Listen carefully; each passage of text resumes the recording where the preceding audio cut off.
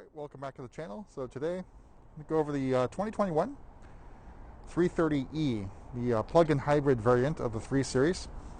So this is powered by an inline 4-cylinder engine, just like the 330i, but it does have an electric motor, which provides up to 288 horsepower for the car. So it's roughly 30 or so horsepower more than the 330i. This particular example is in Melbourne Red. It has just the premium package on it, so I got you the heads-up display, cornering lights, LEDs, and a few other things. Just a quick look around the exterior of the car, and then we'll go on the inside and discuss making the most of the hybrid powertrain.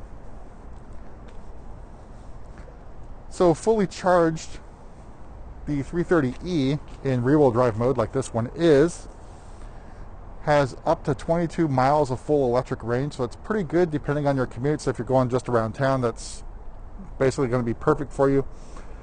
The all-wheel drive version of the 330e, or X-Drive version, has 20 miles of full electric range.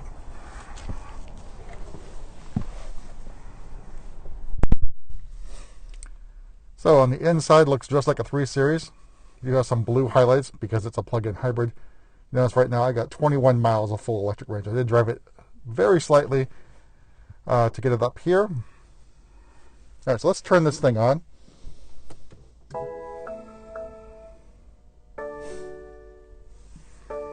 right, wait for the gong to go away.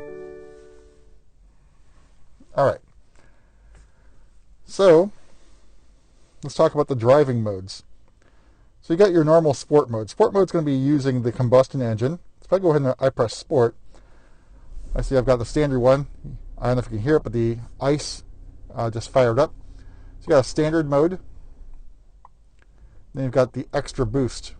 So that extra boost function is basically using the electric motor to provide a little more oomph to the car, if you will. So that's what you're getting the 288 horsepower out of. There's also the hybrid modes, and there's two of those. So I'm going to go ahead and press hybrid.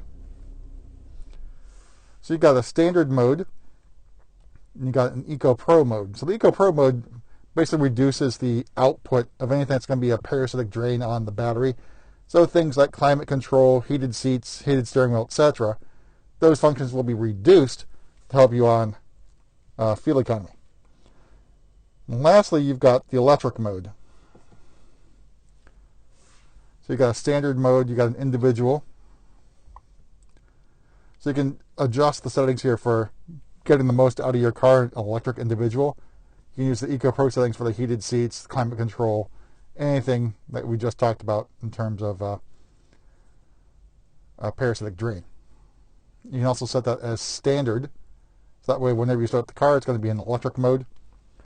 Lastly, let's talk about battery control. So above the start stop button, you have that little battery button here. Notice it lights up in orange. So you've got a ability to charge the car to a set target value. Let me go back and hit that. So you got the ability to set the target value to a set value. So that can be between 30% of battery up to 100%. So reasons why you might use battery controls, let's say we're driving from San Jose to San Francisco or San Jose to LA or something along those lines. So you really want to use your electric power around the city. That's obviously going to drain the battery. You can maintain a set charge level when you're, say, on the highway and driving. So your fuel economy is going to be reduced in that scenario because the engine is going to be doing two things at once. It's going to be driving the car and charging the battery. So once you get to your destination city, you can have the ability to use full electric power. All right, so there's another thing that we should talk about, and that's sort of like the adaptive mode here.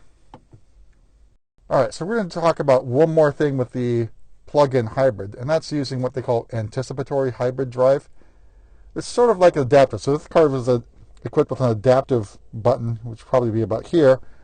You'd have the ability to have the car help you out and determine when to use electric power, when to use hybrid power, etc. So to use that, we're going to go in the car, and then settings, and then general settings.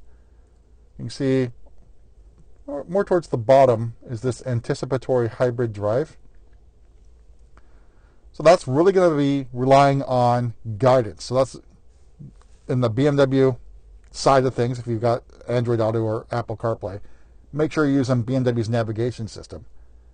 So you can set your destination. The car is going to help you make the best use of electric power based upon the route. So it'll change the route to let you know what's going on.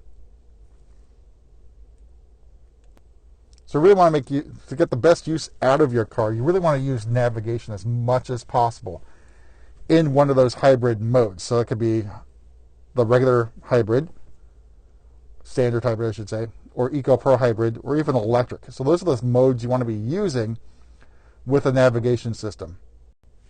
But that's about it in terms of the inside and when you want to be using modes.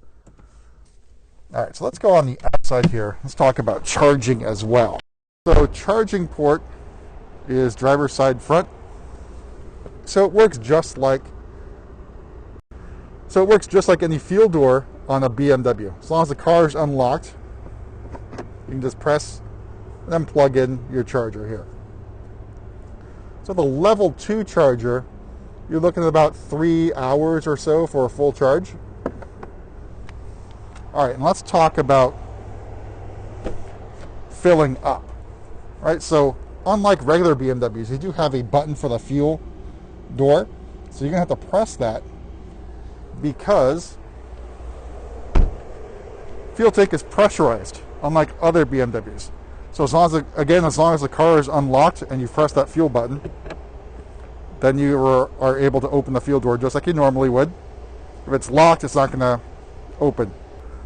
But that's about it for a quick tour of the 330e and how to use it and get the most out of it. So around town, stop and go traffic, you probably want to be in electric mode. That's where the electric motor is going to be the most efficient. On the highway, you want to make use of the combustion engine. That's where it is most efficient. It can use the combustion engine to do 1, drive the vehicle, and 2, charge the battery too. So as I mentioned on those long trips, that's probably where you want to make the most use of battery control. Again, it's just a separate mode on there.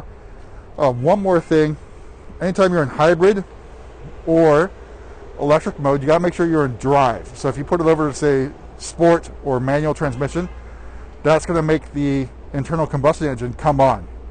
So always in drive.